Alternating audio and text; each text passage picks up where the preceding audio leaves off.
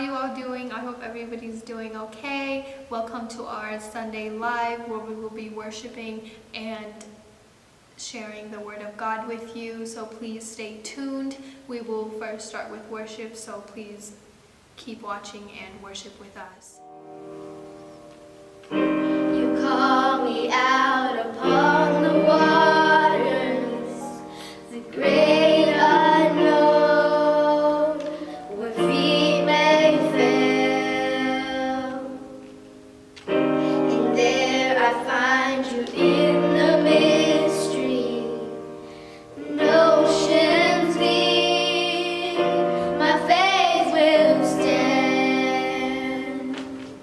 And I will call upon your name and keep my eyes above the waves. When oceans rise, my soul will rest in your embrace. For I am yours, and you are mine.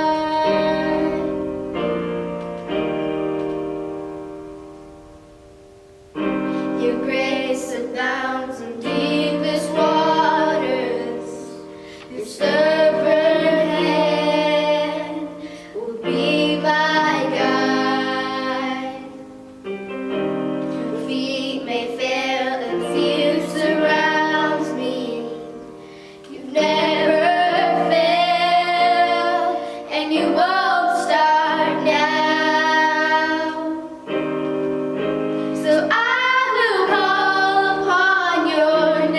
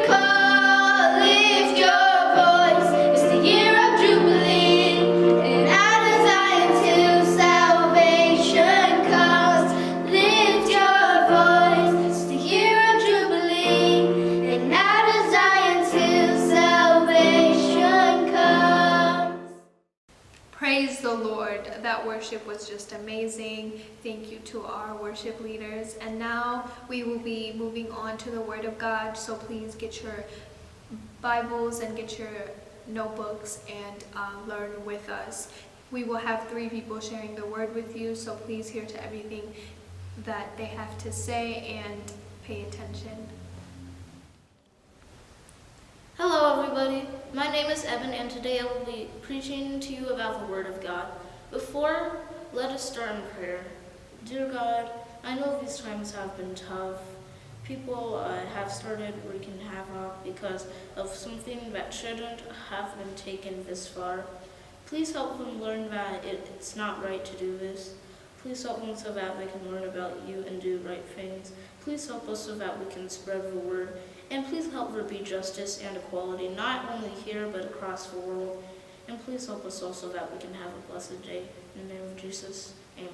Quarantine still isn't over, and by the day people are becoming more and more afraid. You might have heard an incident recently about recalling someone. But Micah 7 verse 8, however, says that things must get worse before they get better for God.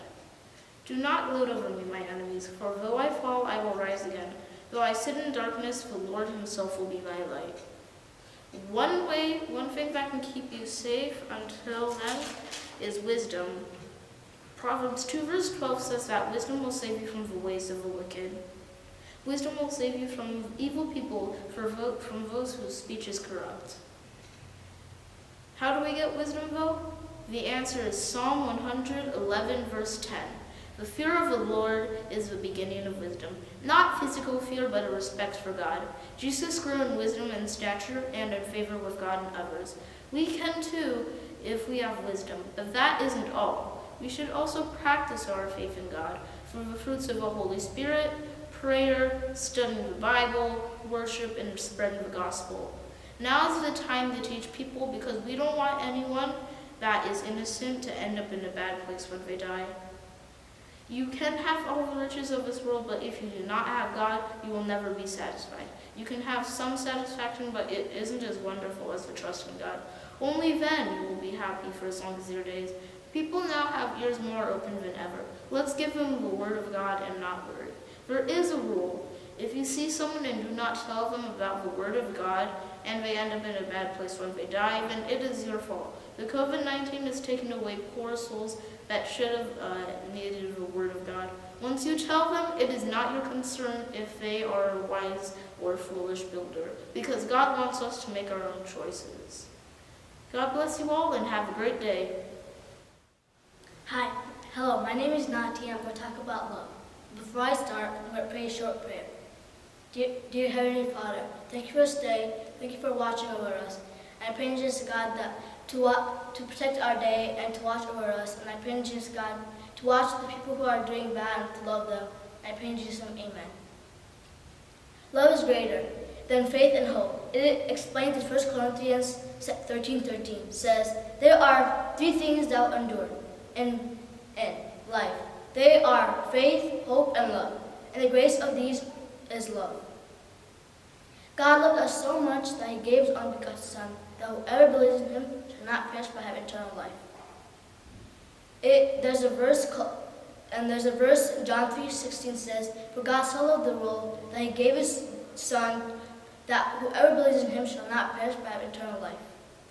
Loving is caring. You are caring for the people you love. Explains in 1 John 13:17 says, but if one of you have enough money and live well and see a brother or sister in need, but you refuse to help, how can God's love be in him?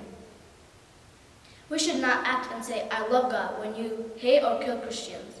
And 1 John 4:20 says, if someone says, I love God, when you hate and kill Christians, that person is a liar. For if we don't love people, we will have what we can see. How can we love God when we can't see him? Love is not speaking, but doing. It says in 1 John 3:18, dear humans, let us stop just saying we love each other when we don't really show action. Love is one of the most important commandments.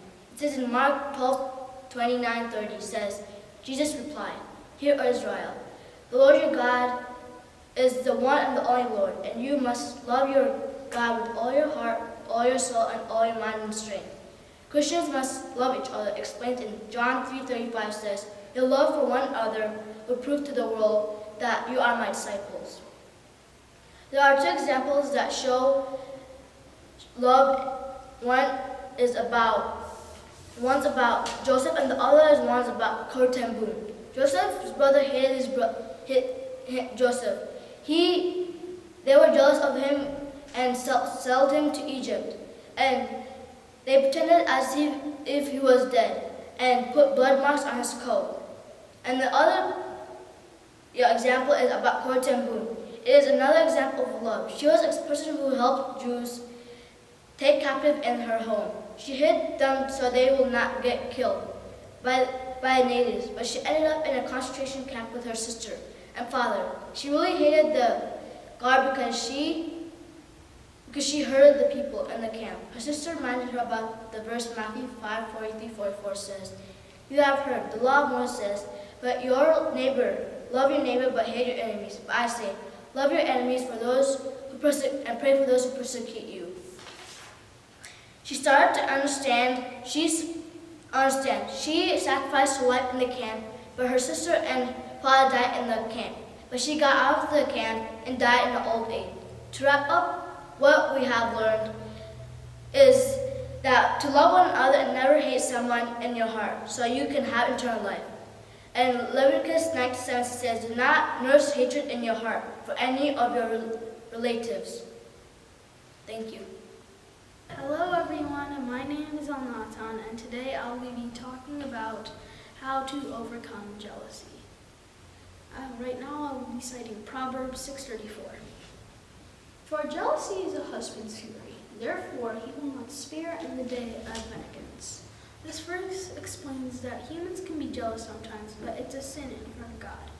For example, if your friend gets new shoes and you really want those shoes and you're jealous, it's a sin in front of God. The second verse I will be citing is Exodus 20:17. "You shall not covet your neighbor's house, you shall not covet your neighbor's wife, nor his male servant, nor his female servant, nor his ox, nor his donkey, nor anything that is your neighbor's." In this verse, God tells the people of Israel not to be jealous what other people have. Like in the first example, you shouldn't be jealous of what other people have. And next I'll be saying some examples. Joseph and his brothers. Joseph was the second youngest kid in his family. Joseph's brothers were jealous of him because Jacob, his father, loved him the most. So the brothers attempted to kill Joseph, but instead they sold him to Egyptian merchants. The second one is Saul and David. When David was a kid, he got anointed by the prophet Samuel to become king in the future. But when he was growing up, he did amazing things, so Saul got jealous and attempted to kill him. The last example is the parable of the lost son. I will read Luke 15:25-31.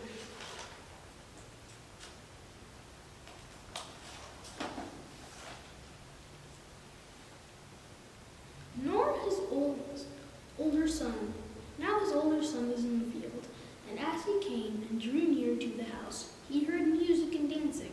So he called one of the servants and asked what these things meant.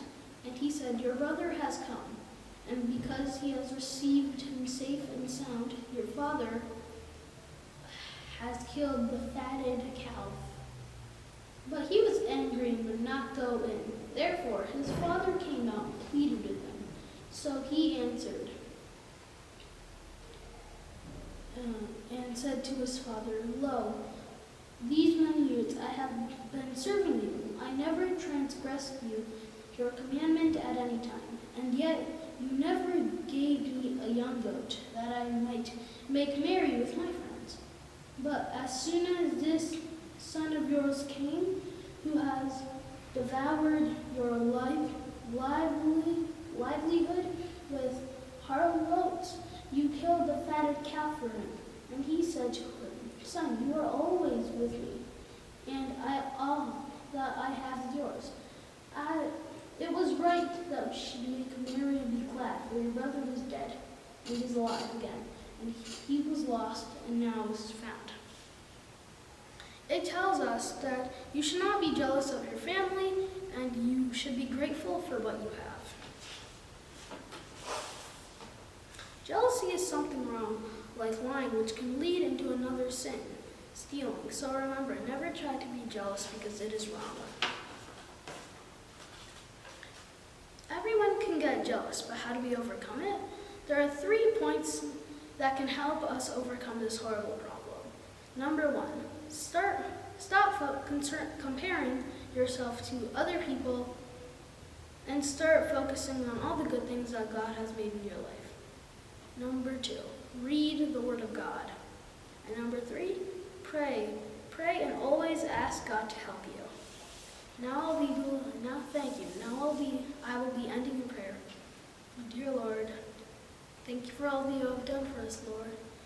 Thank you for keeping all of us safe during the coronavirus, and please heal the people with coronavirus, and please bless the poor people and give them shelter. In Jesus' name, amen. Wow, that was amazing. Thank you so much, Evan, Nati, and Elnatan, for sharing that with us. And God bless you guys. And now we will have some discussion questions at the end. So please discuss those and go deeper with the Word of God using those questions with your family. God bless you guys, and see you all next week.